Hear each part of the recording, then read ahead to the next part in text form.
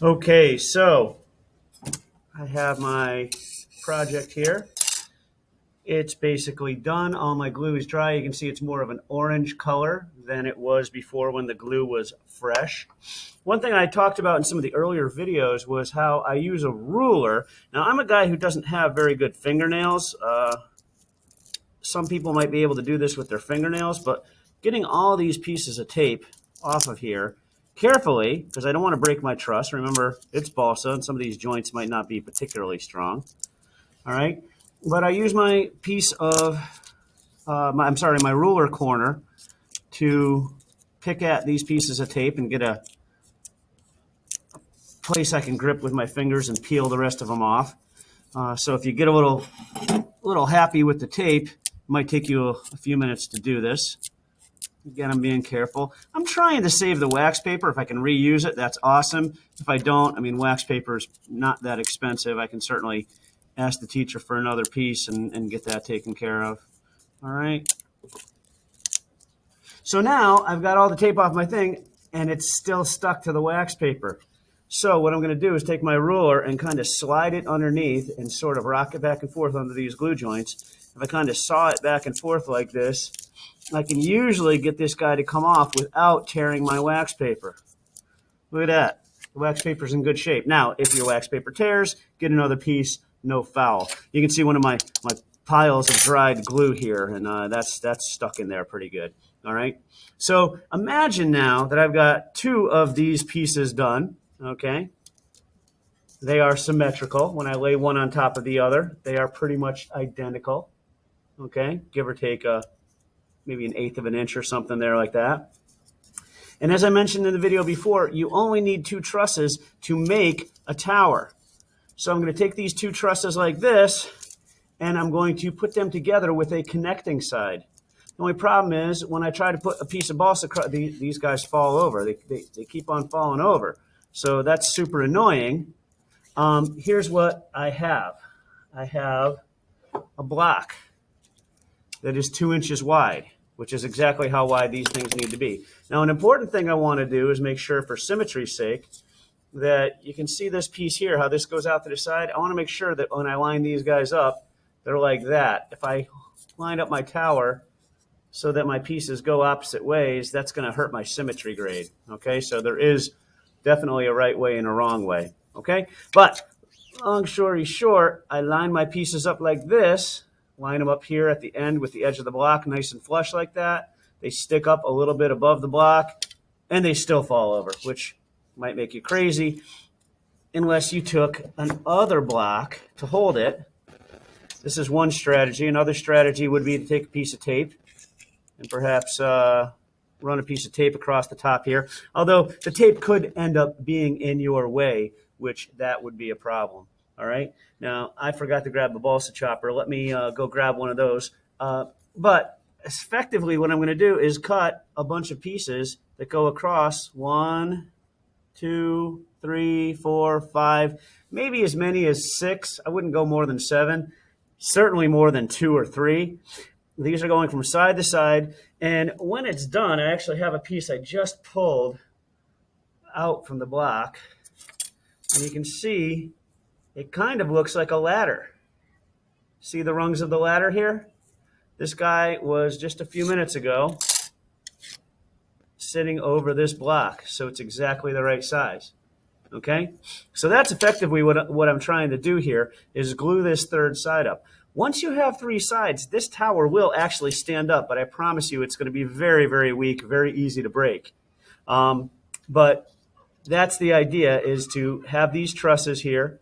And you might notice that these pieces are laying on top, not in between the 2 trusses. That would be way harder. There's also a very good chance if you spill a little glue, you're going to glue your trusses to this giant block here. That's bad, because about the only way you can get it off is by breaking your truss. Okay? So once we do one side with these horizontal pieces, or make it look like a ladder, as I like to say, once you've done that, guys, you don't need the blocks anymore. You can let another classmate borrow those blocks. Okay, you very carefully lift it up. This guy's so fragile. Oh, my goodness. It's going to almost break. Yeah. And then if I turn it over, now The second time, I don't need the blocks. I can just cut and glue the same 5 or 6 or however many pieces you choose. You can see since I have a piece down here, I've got to match it up here. That's what's going to make it symmetrical. Match it here, match that one here, and so forth, and glue those pieces on top. At that point, you'll have a 4-sided tower, which is pretty strong. But the thing that makes a tower super strong is when you put diagonals, okay? So imagine I had my 4th side done. Then I'd come back and cut some diagonals. And just laying a few diagonals in here almost doubles how much weight this tower is going to hold, all right? So coming back to my example pieces. Yeah, that guy just finally broke. It was so fragile. I'll have to re-glue him. All right, make sure these guys are lined up and symmetrical. Put them down here. Make sure they're even on the ends. Either a piece of tape or a block or two to hold these guys from tipping over. Measure. Make a mark. Cut. And then glue it on top. Little dab of glue, little dab of glue. Remember, too much glue dripping down the sides and you glue it to this block, that's bad news. You don't want that to happen. And before long, you should have pieces going all the way across here, probably 4 to 6 pieces. You get to choose. It does not need to match the pattern on the side of your truss. It can look completely different. I said a minute ago, you're probably going to put diagonals on after you get the ladder part or the horizontals done. But that does not need to match what's on the side. It can be a much simpler pattern. But just a few diagonals going across after you've got the ladder going is going to make life really good because it's going to make your tower super strong.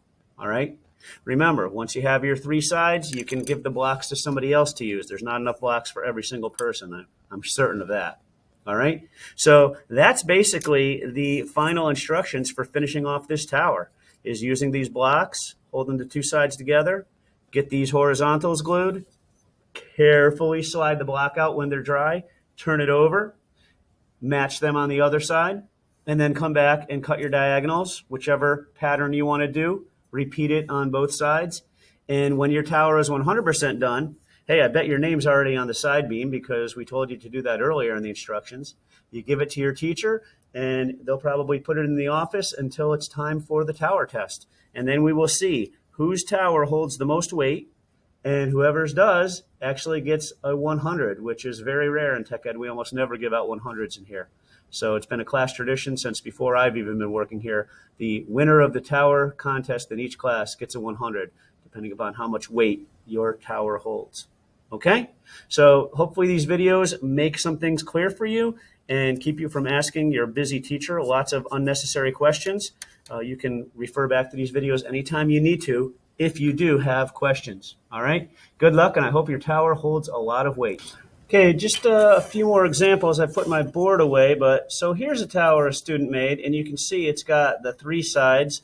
This would have had the blocks between it when they laid across 1, 2, 3, 4, 5 pieces.